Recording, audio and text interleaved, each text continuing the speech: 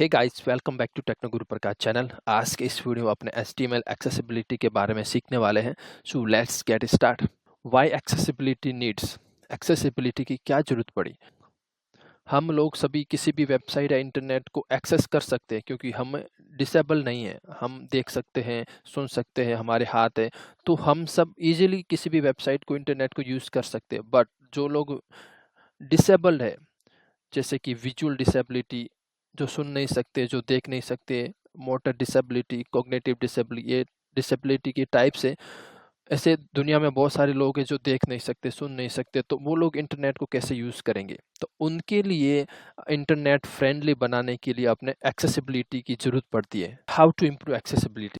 Use semantic HTML. जब भी आप एक वेबसाइट बनाते हो या फिर एक वेब डेवलपमेंट करते हो, तो आपको मैक्सिमम आपको सिमेंटिक एचटीएमएल यूज़ करनी है। अब आपको पता होगा कि HTML5 में बहुत सारे सिमेंटिक टैग्स आए, जैसे कि हेडर है, असाइड है, नेव है, फूटर है, आर्टिकल है, सेक्शन है, ये सब semantic tags. For an example, अगर आप कोई बटन बनाने के लिए बटन टैग यूज़ करोगे तो वो एक्सेसिबिलिटी फ्रेंडली रहेगा। इंस्टेड ऑफ आप डिव ऐड करके उसके ऊपर क्लिक पे जावास्क्रिप्ट से बटन बनाओगे, वो एक्सेसिबिलिटी फ्रेंडली नहीं है होने वाला। ये एग्जांपल है एक सिमेंटिक और नॉन सिमेंटिक HTML का। जैसे कि ओल्ड डेज में जब आप एक वेबसाइट बनाते थे तो हेडर की जगह डिव यूज़ करते थे, बट अभी आपके पास सिमेंटिक टैग्स आ गए हैं, जैसे कि हेडर है, नेव है, मैन डिव है, मैन टैग है, आर्टिकल है, फिगर है, पी, सेक्शन, फूटर, असाइड, ये सारे सिमेंटिक टैग्स HTML में। जो लोग डिसेबल्ड होते हैं वो लोग असिस्टिव टेक्नोलॉजी का यूज़ करके किसी भी वेबसाइट को रीड करते हैं। ये जितने भी सिमेंटिक टैग्स है, ये असिस्टिव टेक्नोलॉजी फ्रेंडली होती है। जो असिस्टिव टेक्नोलॉजी होती है वो इन सारे टैग्स को समझती है और उनको अच्छे से एक्सप्लेन करती है, जो लोग डिसेबल होते हैं। Second, provide text alternative. जब भी आप एक इमेज यूज़ करते हो तो उसमें आपको अल्ट एट्रीब्यूट में वैल्यू प्रोवाइड करनी चाहिए इमेज के अकॉर्डिंग, ठीक है। फॉर एन एग्जांपल, आपकी इमेज लोड नहीं हुई है या फिर स्लो इंटरनेट की वजह से वहाँ पे रेंडर नहीं हुई और एरर आ गई है, तो उस केस में आपकी इमेज तो दिखेगी नहीं। तो उस केस में आपको एल्ट एट्रीब्यूट के अंदर जो वैल्यू होगी, जो टेक्स्ट आपने प्रोवाइड किया, वो स्क्रीन रीडर या फिर जो भी असिस्टिव टेक्नोलॉजी है वो उसको रीड करके सुनाएंगे। फॉर एन एग्जांपल, अगर कोई इंपॉर्टेंट इमेज है तो आपको इस तरीके से एल्ट एट्रीब्यूट में वैल्यू प्रोवाइड करनी है। Our team at the annual company meeting, आप देख सकते हो एग्जाम्पल में। आपको इंपॉर्टेंट इमेज है तो उसमें आपको एल्ट एट्रीब्यूट मस्ट प्रोवाइड करना, और वो भी मीनिंगफुल टेक्स्ट के साथ में। अगर कोई इमेज डेकोरेटिव है तो उस केस में आप उस एल्ट एट्रीब्यूट को रखना है, बट उसको एम्प्टी रखना है। ऐसा नहीं कि आप एल्ट एट्रीब्यूट को रिमूव कर दो, नहीं, एल्ट एट्रीब्यूट को रखना एज ए एम्प्टी। अगर कोई बटन है जो जिसके ऊपर लिंक आपने रखा हुआ है, तो उस केस में आप क्या ऐड कर सकते हो, गो टू होम पेज, उस इमेज आइकन के ऊपर आप ऐसा एल्ट एट्रीब्यूट ऐड कर सकते हैं। बाद में आप देख सकते हो good example versus bad example of Alt attribute.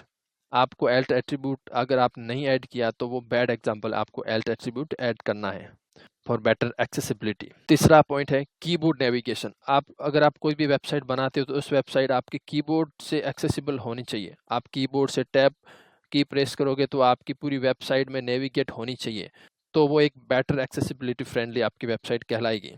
For an example, आप देख सकते हो ये एक फॉर्म बना हुआ है। अगर यहाँ पे मैं फॉर्म बना हुआ और आप ब्राउज़र में जाके टैब की प्रेस करोगे तो आपकी ये टैब की पहले इनपुट बॉक्स, नेम के इनपुट बॉक्स में आएगी, फिर ईमेल के इनपुट बॉक्स में आएगी, फिर बटन पे आएगी। और जैसे ही बटन पे फोकस हुआ और मैं एंटर की प्रेस करूँगा तो फॉर्म सबमिट हो जाएगा। तो ये बिना माउस मैंने पूरा फॉर्म में वैल्यू एंटर की और उसको सबमिट भी कर दिया, विच इज़ वेरी गुड। आपको कीबोर्ड नेविगेशन प्रॉपर आपकी वेबसाइट में करना है for better accessibility. Use aria attribute wisely. Area attribute की जरूरत तब पड़ती है जब आपके जो सिमेंटिक HTML टैग्स होते हैं वो आप यूज़ नहीं करते हो, या फिर कोई लिमिटेशन आ जाती है, आपको कस्टमाइज सब कुछ करना पड़ता है, तो उस केस में आपको एरिया एट्रीब्यूट लगाना पड़ता है। अगर आप सिमेंटिक टैग्स यूज़ करोगे तो एरिया एट्रीब्यूट की ज़रूरत नहीं पड़ेगी। अगर आप जब आप ओल्ड वेबसाइट देखोगे तो उसमें हेडर आपको डिव टैग से बनाया हुआ होगा, और उस डिव टैग के अंदर रोल एट्रीब्यूट लगा के उसमें हेडर वैल्यू रखेंगे। इट मीन्स वो डिव आपका एज ए हेडर कंसीडर होगा, उसका रोल एज ए हेडर होता है। तो इस तरीके से आप एरिया एट्रीब्यूट का यूज़ करोगे जब आपको सिमेंटिक टैग्स यूज न करके कुछ कस्टमाइज आपको बनाना हो।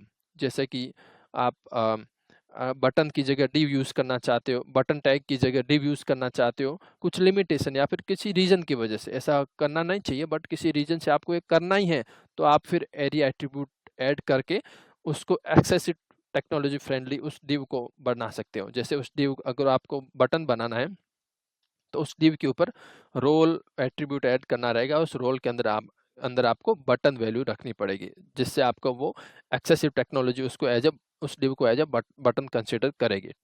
Y use aria attribute? पहला एग्जांपल है fill in gaps. Sometime HTML element doesn't provide enough information for a screen reader. Area can fill those gaps.